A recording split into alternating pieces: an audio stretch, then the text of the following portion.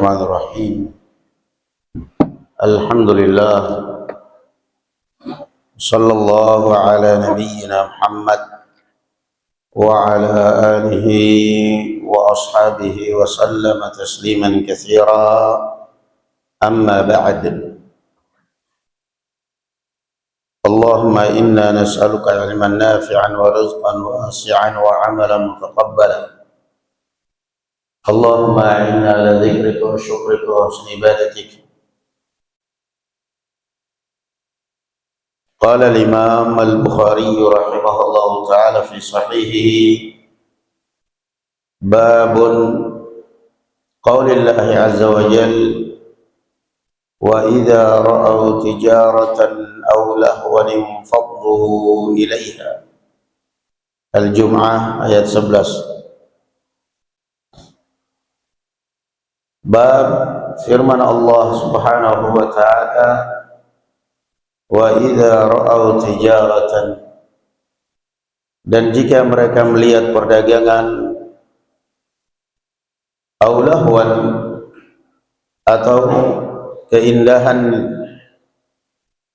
dunia, perhiasan dunia, infaddu ilaiha, mereka pun keluar kepadanya.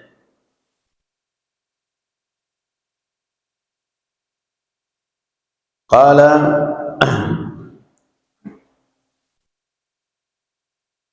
kata Imam Al-Hafidh, ka'annahu asyara bihadhihi tarjumah ila anna at-tijarata wa in kanat mamduhatan bi'tibari qawniha min al-makasib al-halal fa innaha qad tudhammu idza quddimat ala ma yajibu taqdimuhu 'alayha.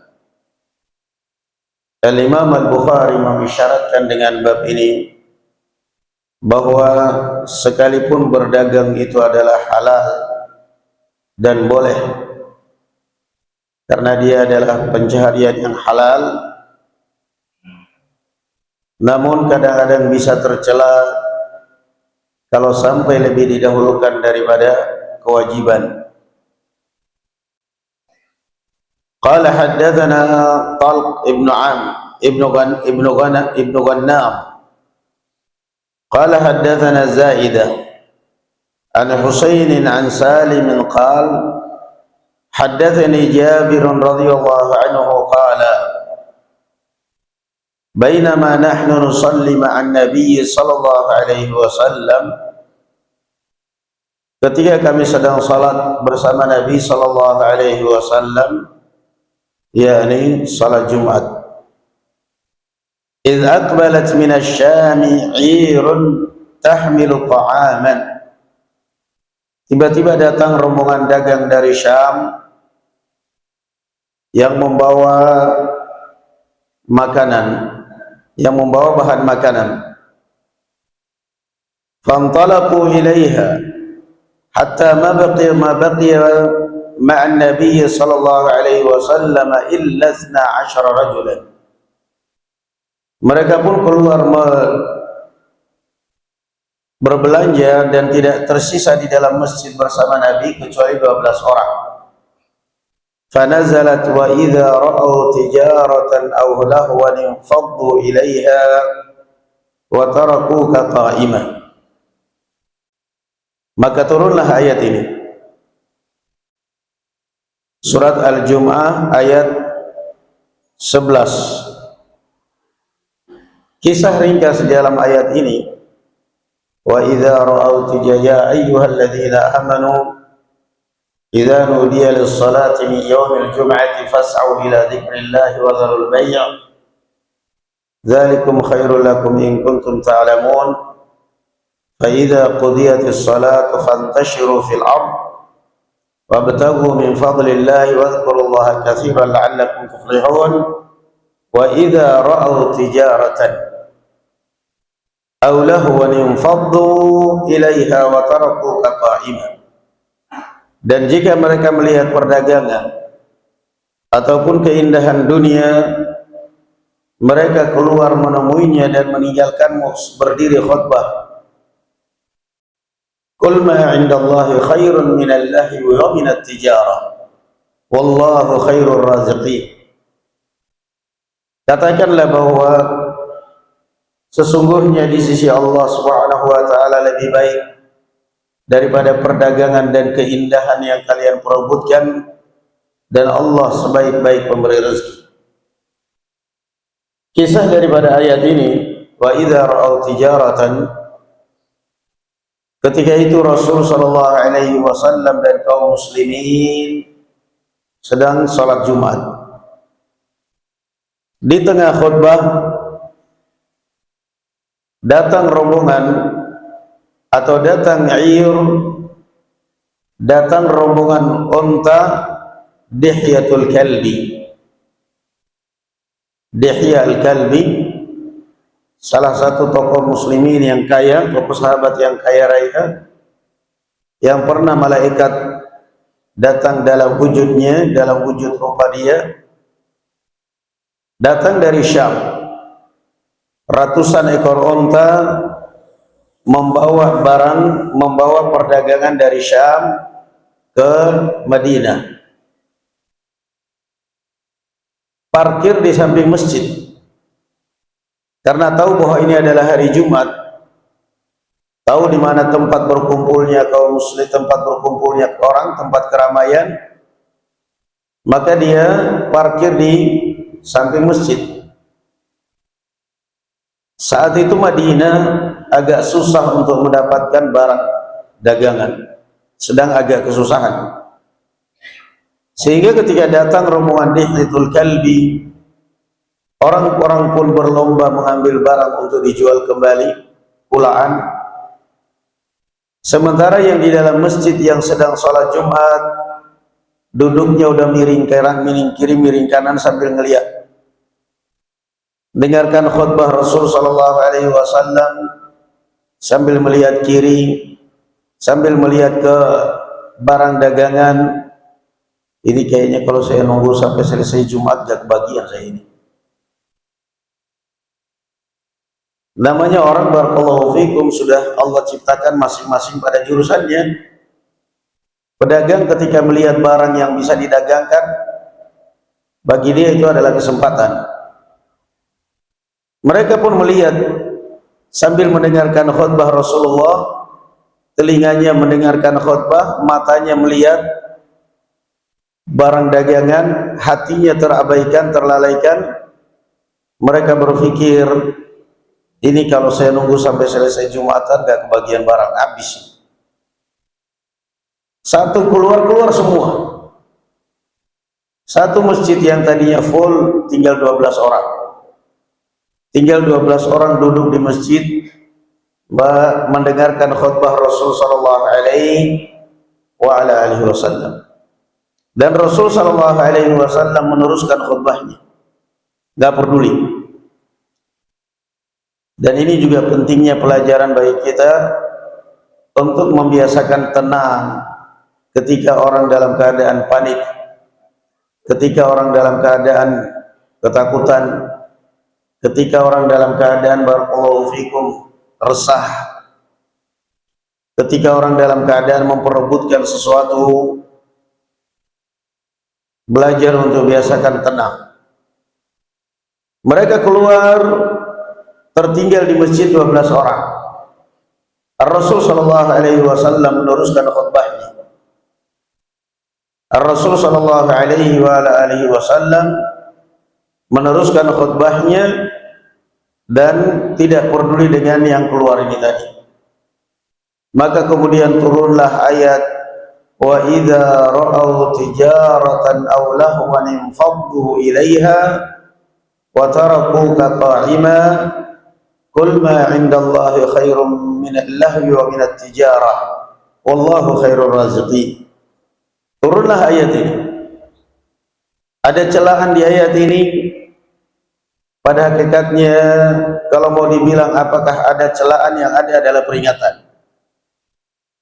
Artinya Allah Azza wa Jalla tidak mencela mereka karena mereka mendahulukan karena mereka keluar. Maklum Islam belum begitu tertanam di hati mereka. Namun Allah Azza wa Jalla mengingatkan bahwa dagangan yang kalian perebutkan, dunia yang kalian perebutkan, dunia yang kalian kejar, itu adalah tidak ada apa-apanya dibandingkan apa yang di sisi Allah Subhanahu wa taala. Lihat Rasul sallallahu alaihi wasallam mengatakan, "Rak'atul fajr khairun minad dunya wa ma 'alaiha."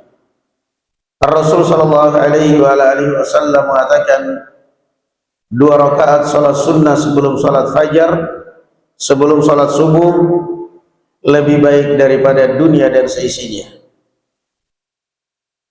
Terkadang dunia, barakallahu fikum, bukan kita yang miskin, bukan kita miskin harta, tetapi jiwa miskin. Jiwa miskin, jiwa pingin enak tapi gak mau capek, jiwa Yahudi. Jiwa pingin enak dan mau merepotkan orang lain, gak mau repot, gak mau rugi, maunya untung gak mau buntung, gak mau berjuang, gak mau capek, tapi pinginnya enak dan merugikan orang. Ini kadang-kadang jiwa sebagian orang, gak mau berkorban, gak mau berkorban. Allah Azza wa Jalla akan memberikan kepada kita di dunia sesuai dengan kebutuhan kita. Ada yang keluar, mesti ada yang masuk. Ada pengeluaran, ada masukan, mesti. Itulah dunia. Namun orang kadang, barakallahu fikum, karena pelitnya dengan harta, cintanya dengan harta, sampai luar biasa perhitungannya. Perhitungannya Masya Allah. Di dalam hadis ini, barakallahu fikum, juga menunjukkan bahwa syariatnya khutbah Jumat adalah berdiri. Syariatnya khutbah Jumat berdiri. Wa taraktuka qa'iman. Di zaman Utsman bin Affan radhiyallahu anhu, ketika beliau mulai menginjak usia tua, tidak begitu kuat berdiri lama, beliau sallallahu alaihi wasallam tetap khutbah sambil berdiri.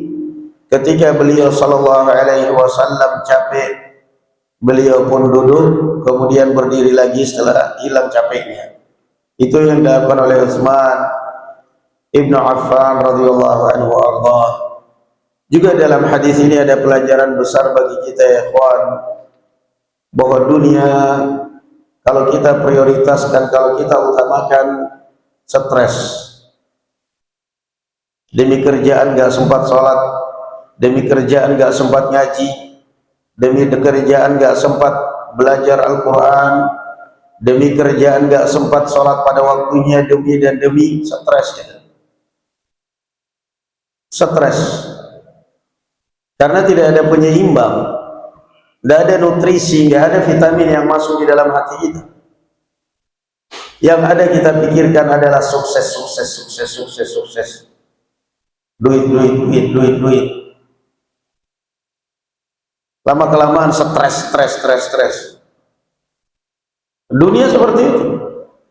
Inna rizqallahi la yajurruhu hirsu harisin wa la yarudduhu karahiyatu karihin.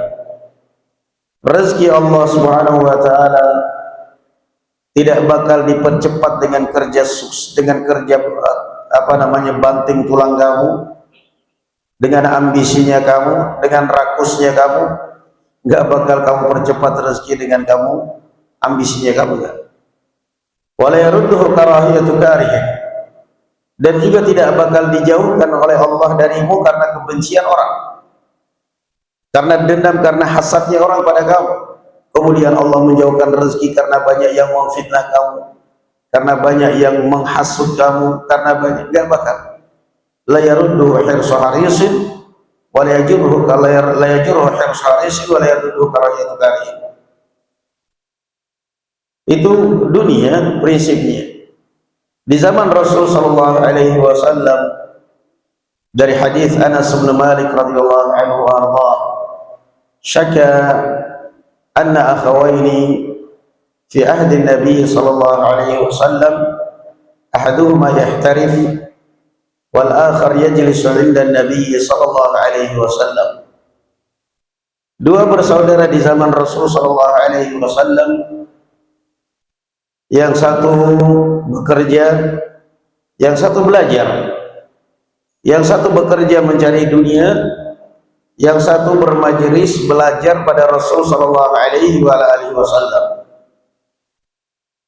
Karena dia belajar, otomatis dibantu biaya oleh saudaranya yang bekerja ini.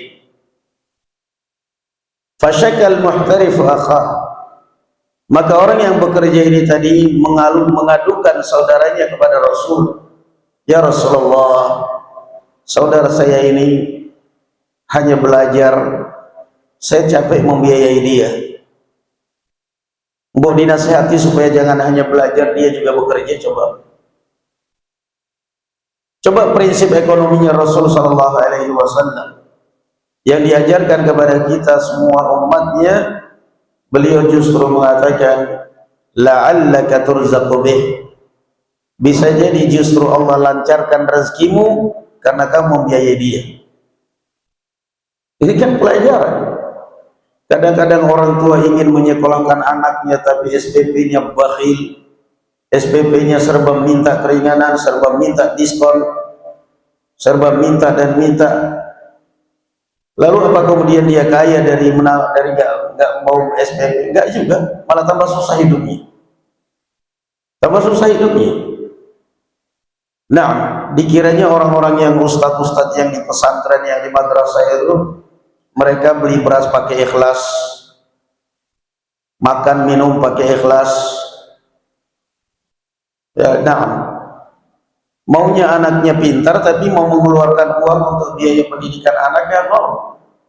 Suruh ajarin sendiri, gak mau. Tolonglah Ustaz, anak saya biar bisa belajar di sini. SPP bisa minta keringanan separuh. Padahal demi Allah, kalau dia niatkan bismillah sudah.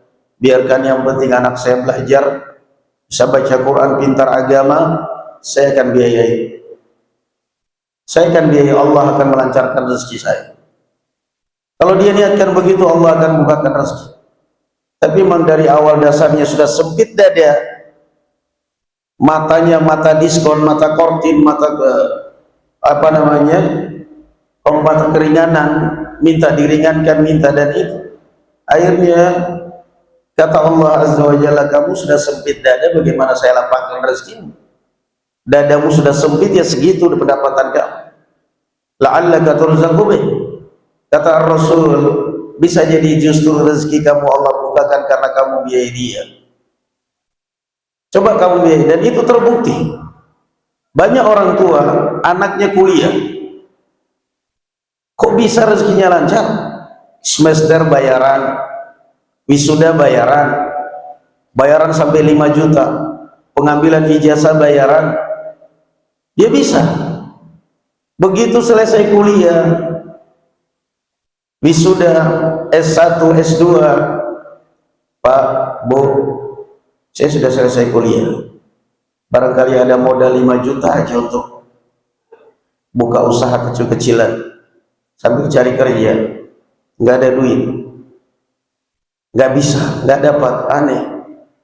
Dulu kenapa Bu, waktu saya kuliah setiap semester bayar 2 juta, 3 juta, begitu gampang. Wisuda, mau pernah wisuda bayar 5 juta, pengambilan ijazah bayar 5 juta, begitu gampang. Kenapa sekarang susah banget? La'allaka turzaqu bih. Bisa jadi kata Rasul, kamu mendapatkan rezeki karena memang untuk kebutuhan kamu biaya sekolah anak. Setelah biaya sekolah anakmu, gak bisa. Anakmu SMA di pondok, kamu bayar SPP per bulan, taruhlah 1 juta. 1 juta selama 3 tahun, 1 juta kali 3 tahun. Coba begitu tamat anak SMA, kamu nabung 1 bulan per bulan 1 juta, gak bisa.